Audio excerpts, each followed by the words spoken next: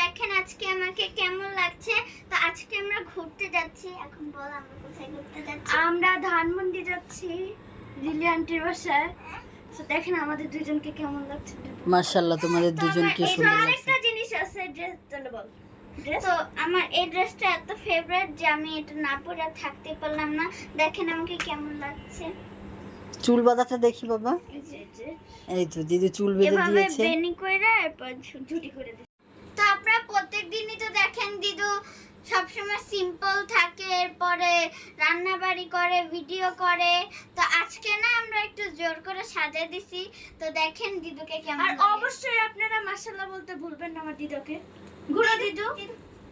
মা মাশাআল্লাহ মাশাআল্লাহ সবাই বলবেন মাশাআল্লাহ আপনারা বলতে সবাই যে আন্টিকে কেমন লাগছে। দেখো আসো কাছে আসো। হ্যাঁ কারে বেশি সুন্দর লাগতেছে? তিনজনই মাশাআল্লাহ সুন্দর।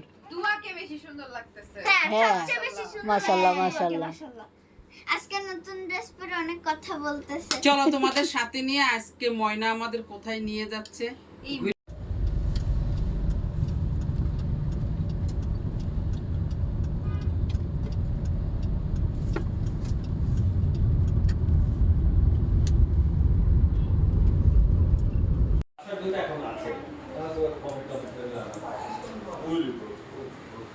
ও বাসা চেঞ্জ করলে তুমি ফ্ল্যাট নেওয়ার কথা বলছো না? খাবার রেডি করা হয়ে গেছে, এখন খাবার আপা আমাদের খাবার দিচ্ছে।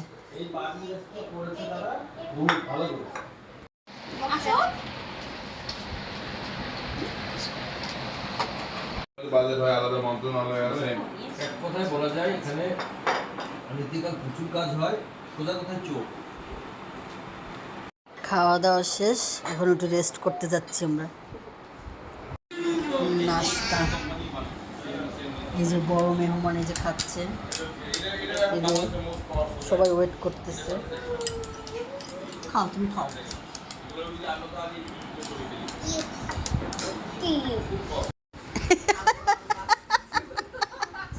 মেয়ে বাড়ি আসছে, মেয়ে বাড়ি থেকে কিন্তু দুধ চা ছাড়া খায় না। আমি কিন্তু আমার জন্য চা নিই নি। লাল চা আমার দুই চোখের বিষ।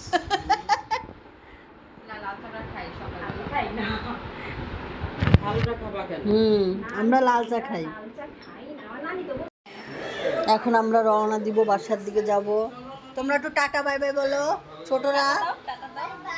Bye bye. ননি আসো। ননি আর আইজান আরো থাকতে চাচ্ছে, তারা বান্ধবীদের রেখে যাবে না। এই ওর মেয়ে যাবে আমাদের সাথে। চলো চলো